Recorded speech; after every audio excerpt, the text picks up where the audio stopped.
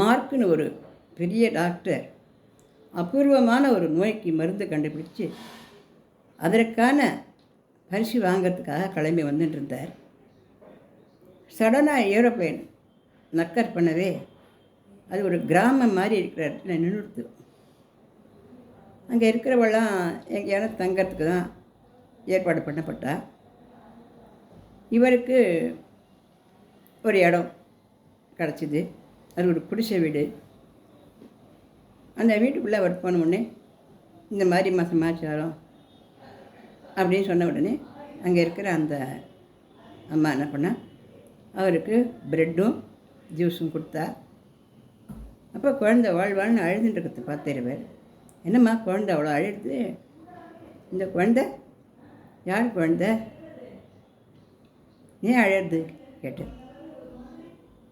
அது என் குழந்தை தான், அதுக்கு 4 வயசு ஆகுது.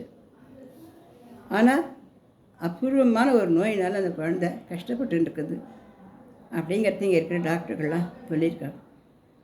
அந்த பகவானை தவிர எனக்கு வேறு எந்த வழியுமே தெரியாது. அதனால் அந்த பகவான் மேலே பாரத்தை போட்டுட்டு, யாரோ மார்க்குன்னு ஒரு டாக்டர் இருக்கார், அவர் தான் இந்த நோய்க்கு மருந்து கண்டுபிடிச்சிருக்கார். அவர் இங்கெல்லாம் எங்கேயும் இல்லை, எங்கே இருக்காருன்னு எனக்கு தெரியாது. அந்த டாக்டரே வந்தால் தான் என் குழந்தை தாவலையாகும். அதனால் எப்படியாவது என் குழந்தையை காப்பாற்று பகவானி அப்படின்னு பிரார்த்தனை பண்ணிட்டு இருக்கேன் நான். ஆனால் அது யாரோ என்னமோ எனக்கு தெரியாதே அப்படின்னு சொன்ன உடனே அவர் சொன்னாராம், அம்மா உங்கள் பிரார்த்தனையினால்தான் காடு என்னை இங்கே கொண்டு வந்து விட்டுருக்கு. நான் தான் அந்த மார்க்கு.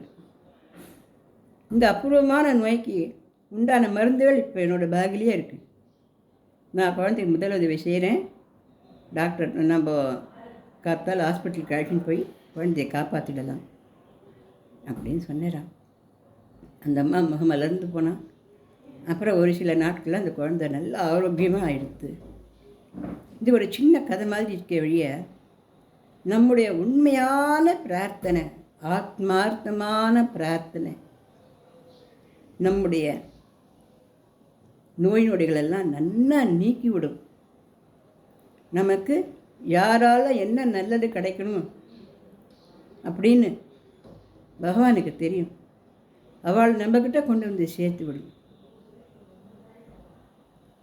இது ஒரு சாதாரண கதை இல்லை, உண்மையாகவே நடந்த விஷயம் இது.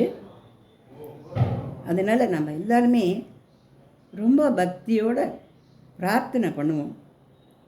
பகவானே என்றைக்கும் நீ எங்களுக்கு துணைக்கு இரு அப்படின்னு. இதுதானே